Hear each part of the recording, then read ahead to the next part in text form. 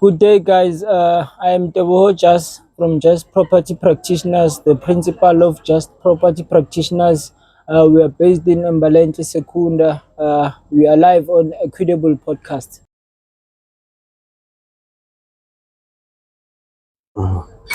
Welcome to the Equitable Podcast. This is your host, Uspiro Maduma, and I've got a guest, Lagmina Ujas, who's a principal property practitioner. This is our first episode. Thank you so much for everybody who subscribed, liked, and shared our YouTube page. We are on 121 subscribers and followers, I could say, without an episode. So this is our first episode dedicated to you. We promise to bring you content which is reliable and relatable without any filter. So I'll hand it over to my guest so that he can introduce himself. Mr. Jas, how are you, sir? I'm good, thanks on yourself, sir. I am well. No complaints, my guy. No complaints. Yeah, and thank you for coming, man. It's a pleasure. I know we've been preparing for quite some time, but then one thing led to another. But finally, No. I also have to apologize for last time cancelling on short notice. you know, I'll tell you why off the record. Pethu, izinto ziyenzeka. It's part of life. We've got other commitments actually, than other things. But on top of that, thank you so much for coming. And by the way, this episode is shot live at Justino's Secunda and Music Lake. So yeah, on the Facebook page, you can search. We'll show you my menus and stuff and so forth during and after the episodes. So yeah, Mr. Jas, back to the story, I could say. Sure. Jas boy, you said you are a principal property practitioner. Yes. So awungichazele ngaloko kuqala. Ngifuna ukwazi ukuthi what's a principal property practitioner? A principal property practitioner is someone who's qualified to practice in the real estate industry. You are now able to open your own company and run it as a business. Okay. You can have employees which are agents that you can train and let them practice under you until they also decide to qualify to be principals and go open their own agencies. There are there are levels to each and years that you need to serve in the industry, and then there are exams you need to write and pass so that you can qualify. Okay, so if I may ask, you spoke about levels, you spoke about qualifying, you spoke about years. So how many years can it take a person to be a property practitioner? No, okay, there's now a new law that is going into practice, but it's not yet clarified how long will it take. We are still learning it. But in the previous years, the one that I did, you take 2 years practicing as a candidate property practitioner. That means you are now being it's like an intern. An intern, Yeah, okay. for 2 years. After 2 years, you have to qualify. You have to put in your your PD. No, you have to put in a portfolio of evidence of the 2 years work that you did. And once that is submitted into our authorities, the Property Practitioners Authority, then you are eligible to write an exam, which is PD4. Okay. Yes. So, ukungena kwakho ku-property, did you start as an agent or did you start as an intern practitioner? How did you start? Yeah, when you get into the industry, you start as an intern. As an intern? Which is, an intern. It's the same thing as saying you're an agent, you're an intern agent. Yes. Yeah. So when, as an intern, how many years did it take in time before you became the practitioner? I know you said the Lord says you must take 2 years. Yeah. But when were you there for a long run, or also you took the 2 years and then you became a practitioner? To be honest, I think I took the 2 years. Yeah. Yeah, 2 years straight. I did not miss around the time. I think it could be short, but there's no way it can be short. But it took me 2 years straight to write the exam. But to qualify to be a principal, it took longer because my FFC had problems. Okay, you need an FFC to to be able to be recognized by our authority. So the first company that I worked for, they took longer to register my FFC. So when I had to write my exam, my FFC was not recognized as if I was serving for 2 years. Okay. So now I was serving for 1 year, 9 months, 8 months. So I had to wait a bit longer just to get my qualification back, even though I already wrote the exam. Yeah. So for someone who's there at home, what is an FFC?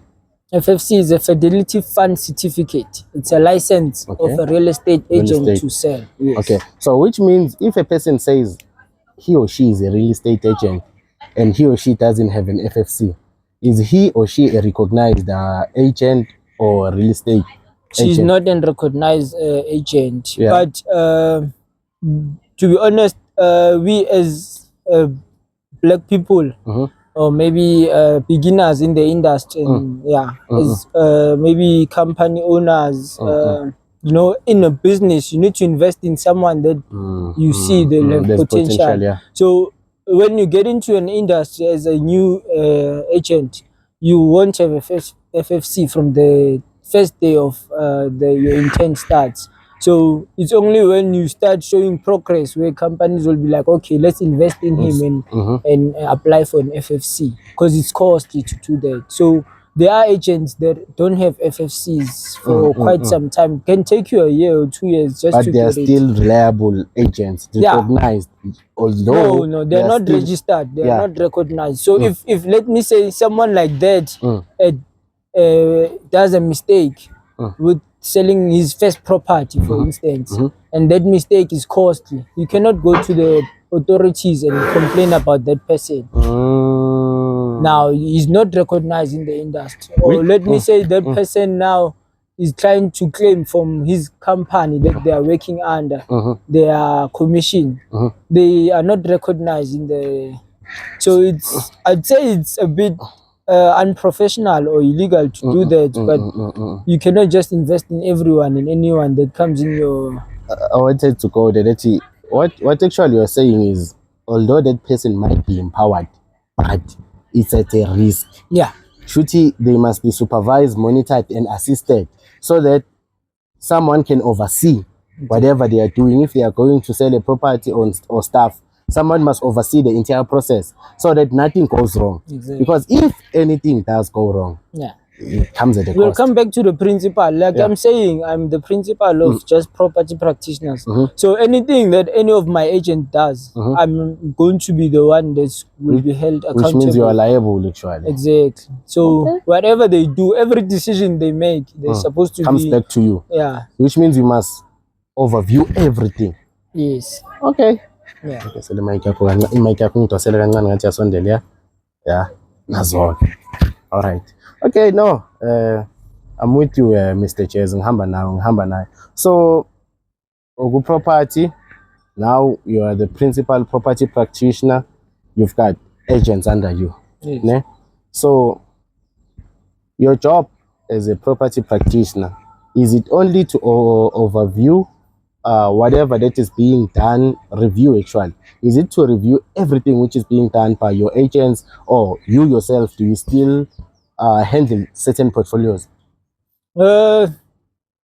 In retrospect, I'm supposed to be sitting in the office and just overviewing whatever they are doing.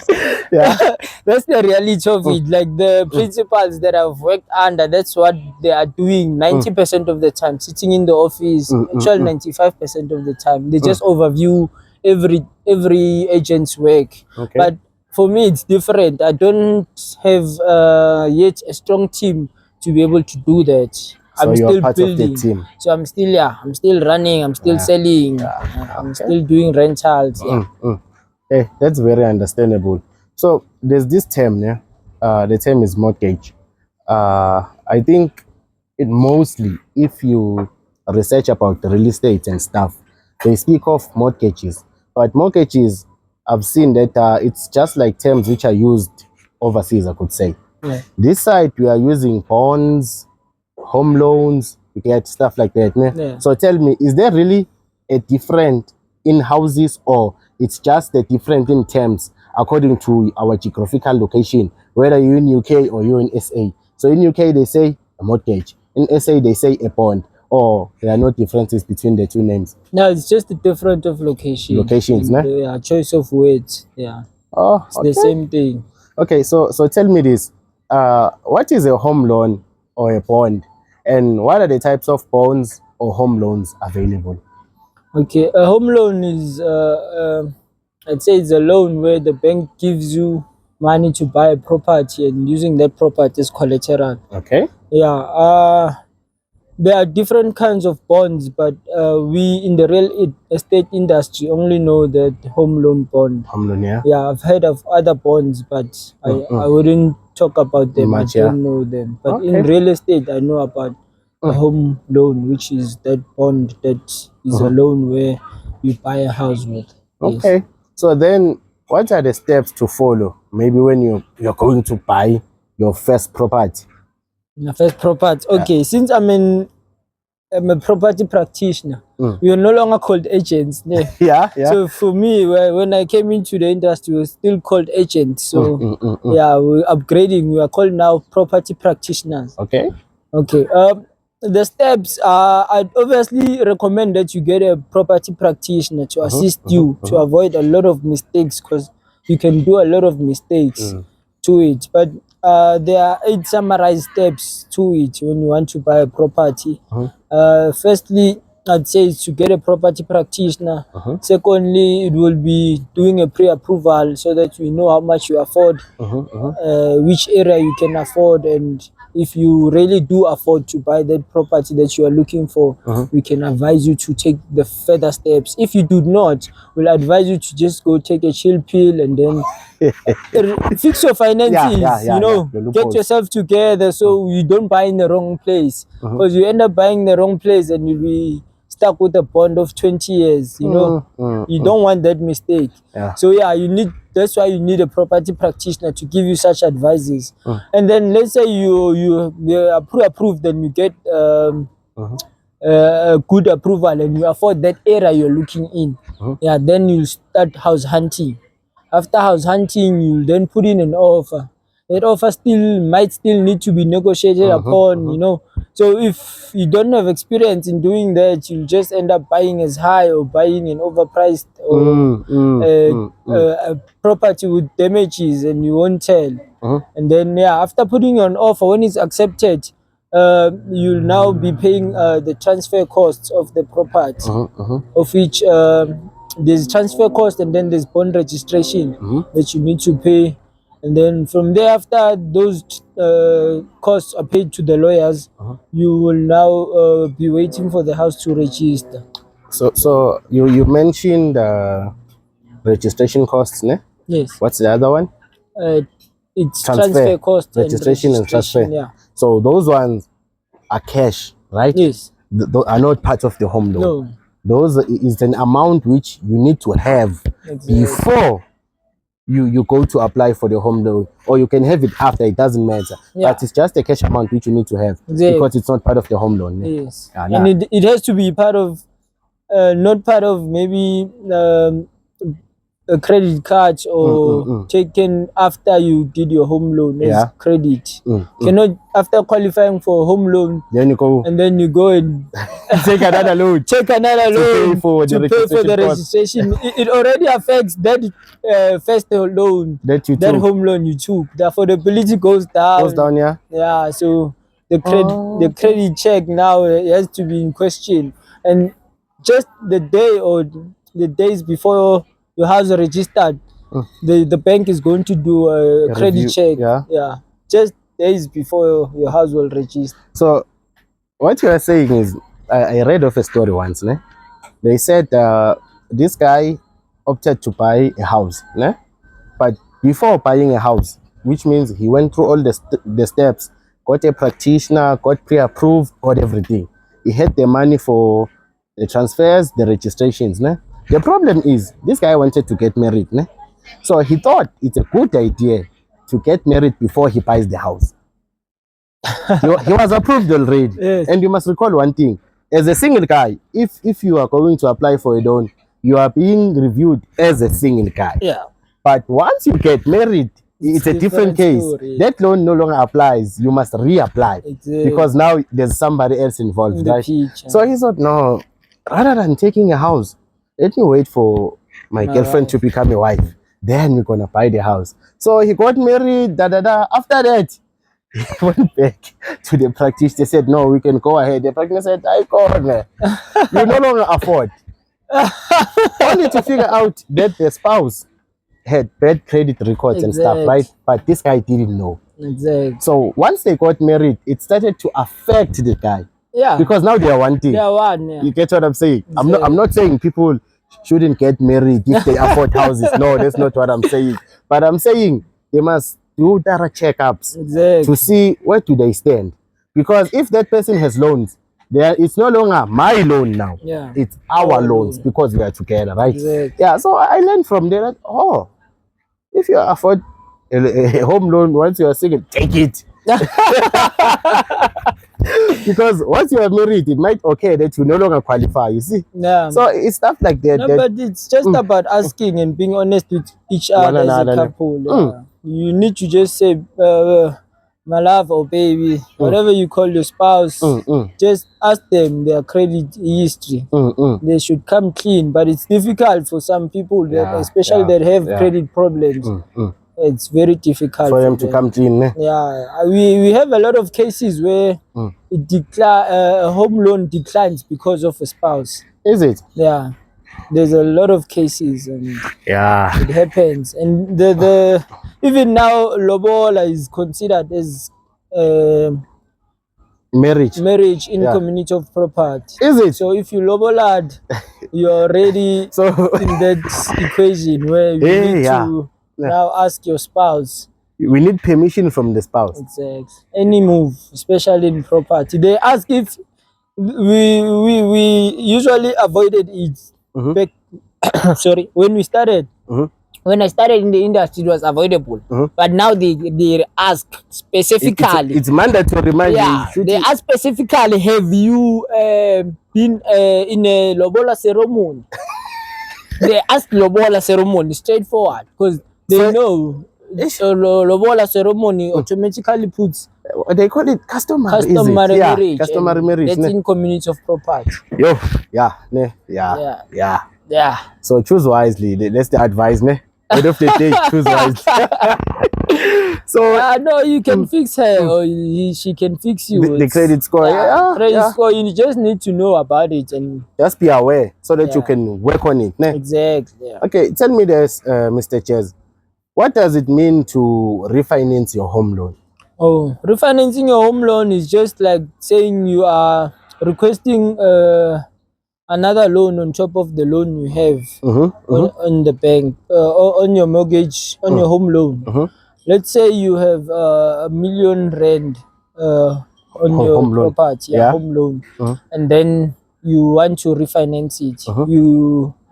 You have paid off that R1 million maybe in a couple of, let's say, 10 years or 20 years, and then you want money to go maybe buy another property or to go and buy a car. You can just go to your bank and say, can you just refinance that property? I want that money to do something else. So when they refinance you, do they look at the property value, or do they look at the difference between the cost of the property and the new price of the property? Do they give you that difference, or they give you the entire amount? They check everything, what you said, and even your affordability as well. So they check the property's value and how much you are requesting, because you should tell them how much you are requesting. Is it? And then they check if you can afford to pay that loan. Because now you're only using your house as collateral, but you're still taking money against it. So you need to afford to pay that loan. Even if you're going to buy a rental house, they still need to check before you go and buy a rental house that you can really afford. Yeah, before even that property. Is it? Yeah. So tell me this, what is an equity, and how do you build or grow your equity for your home loan? Ne? Yeah. And how do you access it? Equity, equity is what do we call it? Equity is like the money that you have access over. Let's say like R1,000,000. I think working with R1,000,000 is much easier because the numbers balance. Ish. There's a lot of ways to explain equity, but okay. Let's say you have R1,000,000 bond, and then your house, you paying it. Yeah? You qualified for R1,000,000 and you bought for R1,000,000, and then you're paying your house the what's this? The monthly bonds. The monthly repayments. And then your property goes up in value. Let's say in the following 5 years it becomes 1.2 million. So you are also been paying for that 5 years those monthly repayments. So that amount that you've paid and the amount that your house appreciated with is the equity you have in the house. Okay, so it means if my house costs 1 million rent, at the purchasing point, it was costing 1 million. Then after paying for 5 years, let's say, it is now 1.2 million. So which means equity is the 200,000, the difference. 200,000 plus the money that you have been paying all along. That 5 years. Okay, for the 5 years. Okay. So that's your equity. So can you access that amount? That's your money, bro. Is it? Yes. Okay, I'm asking the fact that can you access it because I know a person. He said to me, he bought a house. He said he paid for 10 years.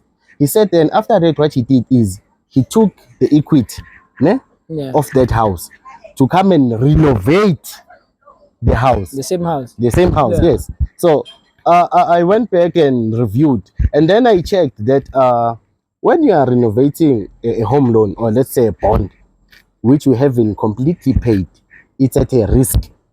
Because if you can no longer afford to continue with the payments, the bank cannot, the bank won't pay you for that, I could say that renovations or whatsoever that you have done. Because he took the amount, he renovated the house, he built 3 bedrooms for rentals. Luckily, he continued to afford.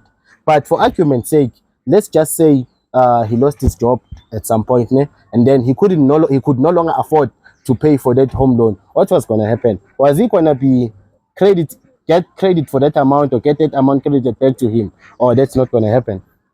It depends how he handles the situation. Let's say, God forbid, he lost his job at that time. It's up to him how he'll react to it. Some people just don't go to the bank and ask for the bank to take back their property and tell them, okay, I've paid you maybe half of R1,000,000 and then I built equity on this.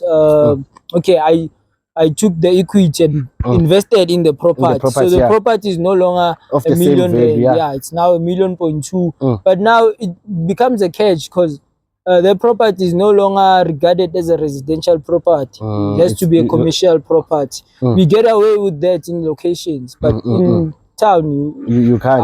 I don't think you. Okay, so now the bank will say that property is now a commercial property, and when he says to the bank, okay, I cannot afford to pay it anymore, but to be honest, it might be a bit harsh to say he cannot afford. If those people are renting and paying, he might still be able to pay from the renter. He can accumulate even if you see, he now has leverage, because even if he does not, let's say his bond is his monthly repayment is 8,000 per month. Now the rental income gives him, let's say, 4,000 per month. He can go to the bank and be like, I can no longer afford to pay the full amount, but I can pay half the amount. Exactly, he's just extending his loan now. You see, that's what leverage he has. But let's say he does not afford to pay. Let's say he did not build rooms, he bought a car. That car is his car now. No one can come for it because it's in his name. He does not owe. He does not owe the car. But now he still owes his house. So now there are options where he can say, okay, guys, I can no longer afford this house. Can you guys take it back and sell it? And then we see how much will be left on the market value of the property. Let's say the property, he took care of it, and initially when he bought it was $1,000,000. When he's selling it, he's selling it at 1.2. He made profit of 200,000. But now the loan, the repayment, let's say the loan was when you had the loan, it maybe was 1.8 million, that property. For argument's sake, because now when you talk about that, you have to now involve his credit score personally, the interest rate that was charged on that loan, how much he negotiated for it. So for argument's sake, we're just saying the property was 1.8 when it went to when he initially bought it, when you including the interest. Yeah. So let's say you paid that property to 1.6 or 1.6. That means he's now selling the property at 1.2. That means there's 400,000 now default. That he still owes, ne? Yes, you know. So that's how the bank will say, okay, we'll sell the property at this much. You'll owe us 400,000. So that is key, chief. So that's but it makes sense, ne? It makes sense what you are saying, because speaking of losing your job, ne? I also had a financed car. Paid it for 3 years. There were 3 years remaining. I lost my job. Couldn't afford to pay for the car. I tried to take it back. The salesman said, "Yeah, Baba, we sell cars. We don't retrieve cars from customers who can't pay." Ne? okay. So now I've paid for 3 years. There's 3 years remaining, but I'm jobless. So they had to repossess the car. Ne? The car was repossessed. Upon the car being repossessed, I was told, we will not take the car back to the dealership. The car is going to be taken for auction. We're going to auction the car. Yeah. And you know what they do when they auction the car? They just want what's left for them. You're going to pay the remaining, as you are saying. What do you mean you just want what's left for them? Because what's left for them is what you owe them. No, like you said now. Okay. The car was 150. Okay. The initial amount of the car.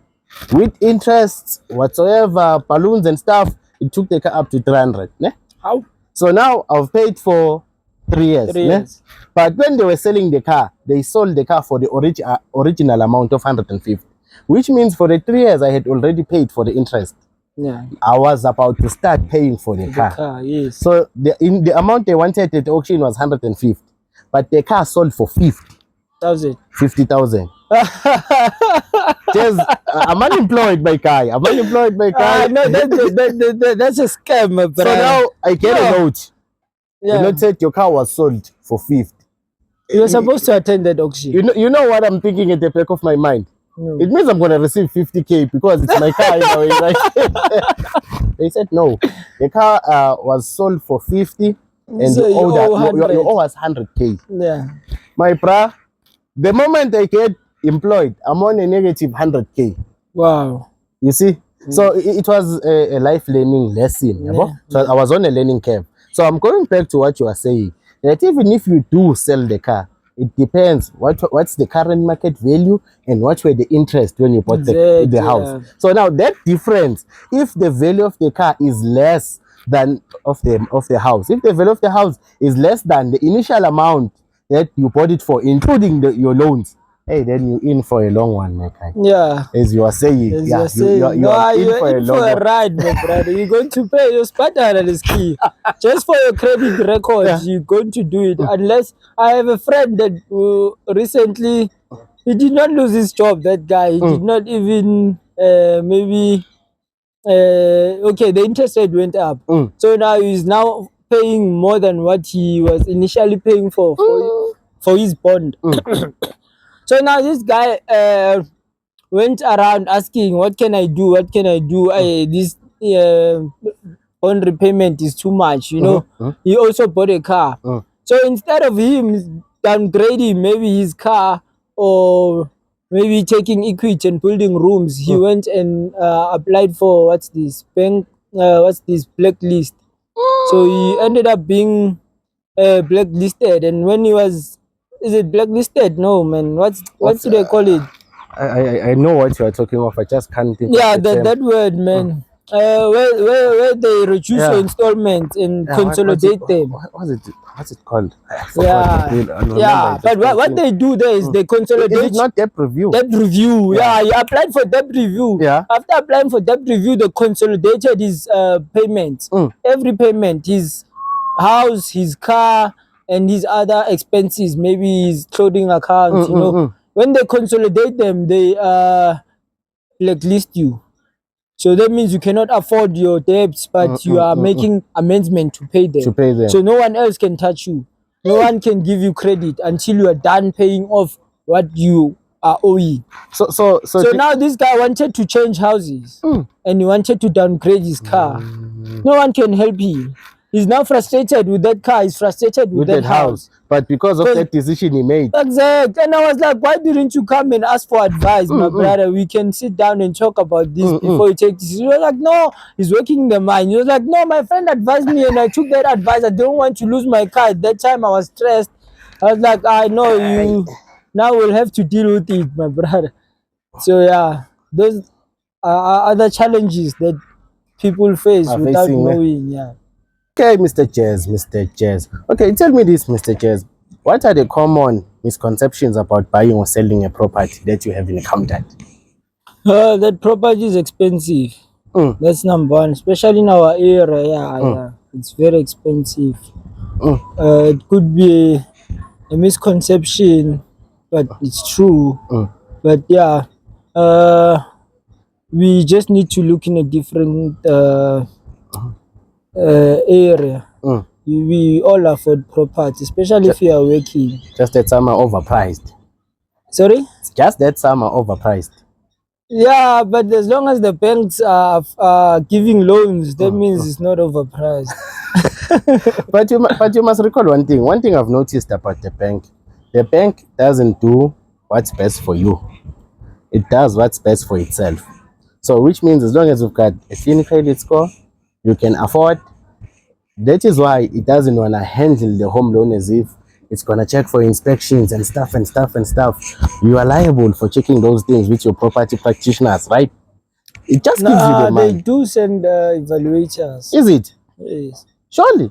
They send evaluators to check the house. Yes. So which means your electrical inspections, plumbing, whatsoever, they need to be in place. They need to have certificates. Yes. Okay. I thought it's your department. They do both. They do check the property value via an evaluator. They are mostly independent evaluators. Okay. And then that evaluator will tell them you do get houses that get rejected because the evaluator tells you no. The bank should not invest in that property. Yeah. So we are not doing evaluating. Okay. We just do a market analysis. Yeah. So speaking about market analysis, what are the market trends to look at in order for one to be able to spot if it is a good time to buy or sell?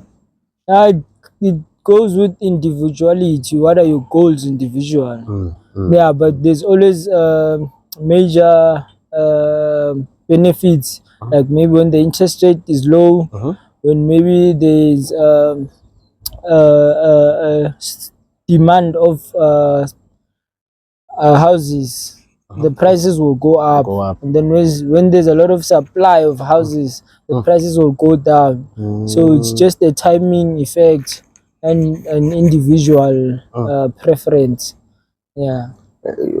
When you're speaking of properties being more available or less available, I checked that where we live in Balent, we are overpopulated, right? So which means there are more people, less houses. That's why you are finding unrealistic prices for houses. A forum house going for 1.2 million, and you're like, what's going on? But this is just a forum. It's the demand and supply rule. It should be 700,000 or 800,000, but to find it for 1.2, because they know that we are looking for houses, but there are no houses. So if you are selling a house, you can normally get 50, 100 inquiries, because people are looking for places to stay. Exactly. If you have a hot property in Numberland, you know the property is going to sell within a week, because you have a hot property and it's priced right, and you are saying it's overpriced, and I'm saying it's priced it's right. Affordable for you. It's affordable. Because you end up having a waiting list for maybe people who qualify for 600,000, and then you have a waiting list for people who are qualifying for 800,000. And you have a waiting list for 850, you know, and a house for 750 comes in the market. You can still take that person who qualified for 600 and try your luck and put in flips, you know, then they qualify for that house. Speaking of that, I learned about this thing called the subsidy. Exactly. Yeah. So tried inquiring about it. Ne? People are not giving you much information. Information is there on the internet. Yeah. But the problem starts when you get to the housing department. Yeah. You will inquire there, my guy. They will run around, tell you plenty of stuff that will confuse you. Yeah. You will come around the second time. They will tell you stuff which is more than the stuff they told you before. So in some of the properties that you've dealt with, have you ever tried to apply for subsidy and succeeded? Yes. Is it? Yeah, we're working with a sister from, I think, the head office of that department. Yeah, I was fortunate to meet her also through Sasol. There's a lady that was referred to us through Sasol. She wanted to buy a house, and now that house, the Sasol houses, I don't know what happened. They were sold out because they take them out in batches. So she was like in need of a house. Yeah, she didn't want to wait. She could not wait. So she was referred to me by someone, and when I was assisting her, that someone told me, no, she qualifies for flips. Talk to this lady, she assist. So now I got that lady's contact like that, and we've been working together. So yeah, that subsidy, you call it the flips. Yeah, it's first home finance. It was flips. Now it's first home finance. Oh, first home finance. Yeah, because most viewers are saying, this one is talking about subsidy, this one is talking about flip. What's going on? It's one thing. It's one and the same thing. Yeah, they changed it from flips to home owners finance. Is it home owners finance? Okay, I need to also be sure about it. Yeah, home owners finance, and then it's the same thing. It's just that they've been merged together. Now it's one thing. So what can you tell somebody who wants to intercept the property market, whether he wants to sell or whether he wants to buy? Just like a person maybe wants to open a property business, what advice would you give to them? No, I'd say get information about it. Don't take any other move without getting maybe someone who can guide you to doing what you want to do. Someone who has done it. Sometimes it's difficult to get someone who has done it, but you need to be around their maybe environment. Put yourself in their environment so that you can be able to know what they need and then serve them what they need. Which means they must actually have a mentor. Exactly. Maybe who's in the property business, who's gonna guide them through. Okay. Even selling or buying. Still the same thing. Still the same thing. Because if you are buying, they're gonna need you, right? Then no, not necessarily, but yes, it's advisable to have a property practitioner. But in the olden days, or some people just don't prefer property practitioners because we come at a cost. Some people just say, Tina, we are overpriced. So some property practitioners are here because they need the job. So they might end up mistreating people because it's not an industry they were born to serve in. Because now dealing with people is something else. It's a tough thing. It's a tough thing. I know. So some people feel stupid because they want to ask questions and then they feel a bit insecure in asking questions. So you have to try and pick that up and give them as much information as you can. And then that's only when they'll open up. And when you're not a people's people and you are in this industry, you'll have a lot of enemies. You'll have a lot of grudges with clients, you have to be patient with us. So tell me this, if you are selling or renting out a property, how do you approach the pricing? And what factors do you consider when determining the value? Okay, like I said, we are not evaluators, we are market analysis. So for instance, let's talk about Embalent and Secunda. You said Embalent is overpopulated. It's overpopulated. And you can attest to that. So in setting up a rental in a place like Embalent, already you are at an advantage if your place is well looked after, well built, or spacious and safe. So already you have that advantage. So what you look at is the location, the demand in that area, the close by amenities, the access to that area, the safety, you know. Yeah, that's mostly what you look at when you're setting up the price. So tell me this: what are the SARS stipulation in terms of the property business? Does SARS require all property income to be declared, or is it certain types of property businesses that are to be disclosed? Because we have now auction, abantu banama room, they don't pay tax. It is not regarded as a commercial residence, but it's just a home loan. Ihlezi lapho, Yeah. but ngiyakutshela commune. Man, there's this guy, Witness Mdaka, in I think he's from Tembisa. I know the guy. You know the guy? Yeah, I follow him, that guy. Okay, but to be honest, you need to disclose every income you have to SARS so that they can give you, you know, what's this? Maybe rebates if you have, or charge you the fee that they need to charge you for them to know how much you need to pay them. Yeah. So because you are at an advantage where you don't disclose it and maybe it does not catch up with you. But if you want to make it formal, it will catch up with you. Yeah. And you have to just disclose it and then tell SARS, because you don't want SARS coming to you. Coming after. So it depends with you and how you are running your business as when you have property, because some are doing it informally. Some are, when you do it formally, you have to disclose. But my advice will be to disclose if you are doing your returns.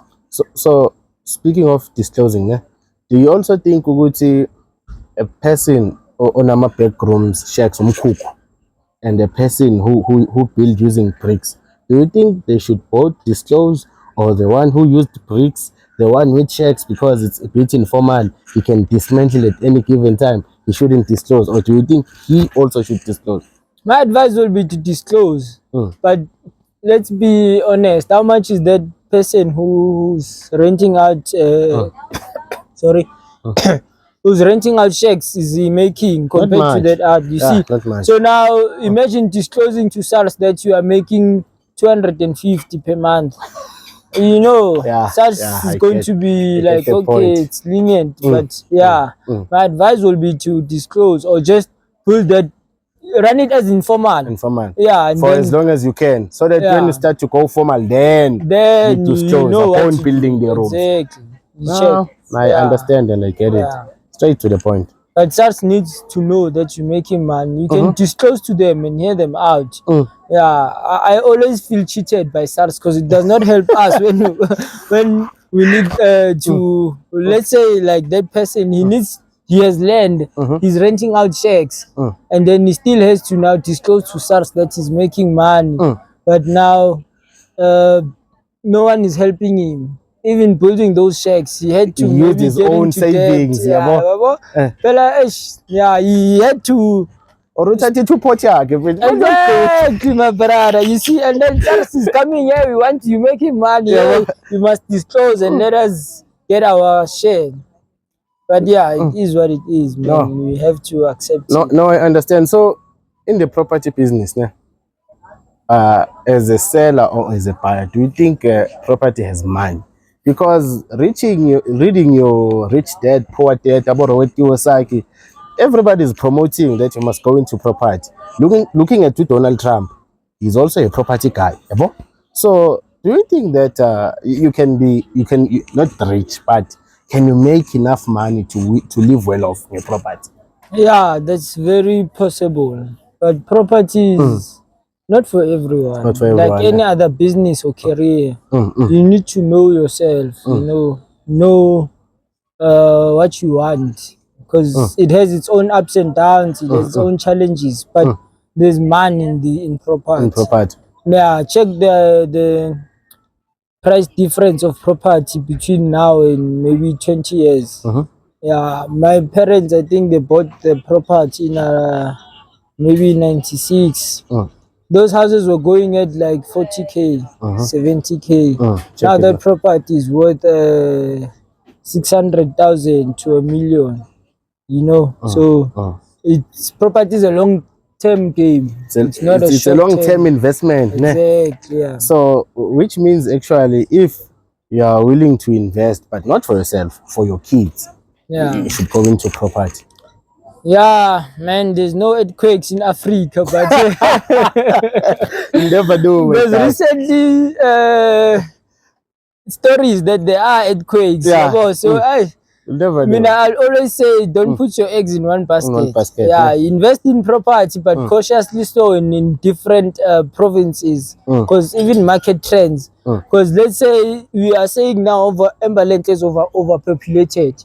Let's say, for God forbid, 2 or 4 mines close around Embaland. What will happen to Embaland? The other way around. Exactly. That place, people who are staying here are renting. Most of them are majority of the guys are not from here. Exactly. They came here. Even my parents, they came here because of Sasol. They came here to I'm born here, but I now understand, or this place is overcrowded. I want to move, but I want to make money here because of, and I now understand a certain part of property that can make you money here. You know, so yeah, it's just understanding, and but no, don't put in everything in property. But this guy Grant Jordan, I think, that guy is all in property. He's saying you should just invest in property because it's going to go up. But for me, if I'm an investor in property, I'll always be cautious because I don't know what will happen tomorrow. I looked at, I think I saw in the newspaper, Rich Times, stats. They were showing the numbers of the people they've counted, the ward councillors and so forth. I was surprised. It was huge numbers. I was like, serious, isn't it? Serious? Yeah, so it got me thinking, property-wise, you might not go wrong, depending on the fact that your property is safe, it's close to schools, stores, and your surroundings. Because you can have a well-stationed property, only to figure out crime rate is too high. People are not safe. They get robbed, burglaries, you see. Then, obvious, you will come at a loss. That's why I'm thinking, in order to invest in a certain business, you need not only study the market, but study the environment as well. Know what's going on, what's what. Do your research, market analysis. Actually, if you can have a friend there, it's even better. Very much better. Because he will tell you all the stuff you never thought about, you see. You'll save a lot of time and money, my brother. You'll be safe because you won't be making a lot of mistakes. In property, when you do a mistake, it might take you years to recover. So you must be very careful. You must be very sure. As long as it also takes years to make money out of it, it also takes years for you to recover.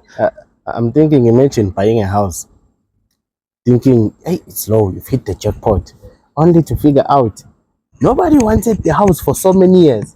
Now you've got that house under your name, you must pay monthly, and it's a bad financial decision that you've made. Now you are suffering, but you can't sell because nobody wants the house. Exactly. But if you bought it cash, it's a different story than if you bought it via bond. Because when you bought it cash, you can always sell it for the same price. But you understand you would have lost the transfer cost fees and there's no bond registration. But for a bond, their interest. But if you, you see, and I don't think the bank can just say, we will cancel the interest because you want to sell the property. No, they want the interest. You signed with them that you pay the interest. No, Mr. Jas, thank you so much, my guy, for coming through. Thank you so much for taking time coming to the podcast.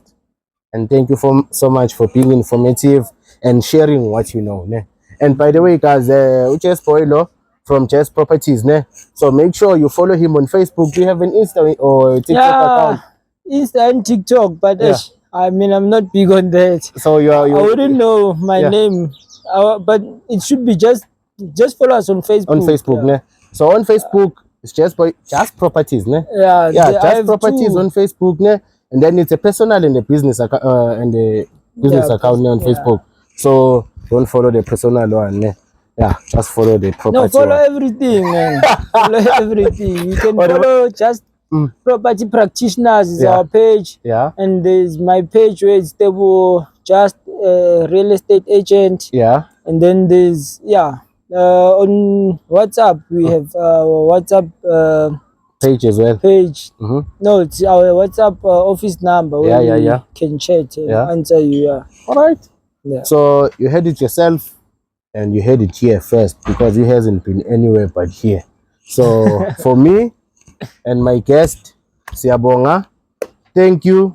Don't forget, like, subscribe, and follow, and share, guys. Yabo. So to all my subscribers are sharp. Nancy on pateli content temnand. Siyabonga. My guy. Thank you, my guy. Yabonga prior. Thank you so much for his katsak. Mamela. Oh, the drinking up. Tata no my ipuzwa my guy. We will settle the bill. You know, we will pay check like we will pay check like man. Thank you so much, my guy. Thank you so much. Ngizwile bathi uhleli lapha ku metro.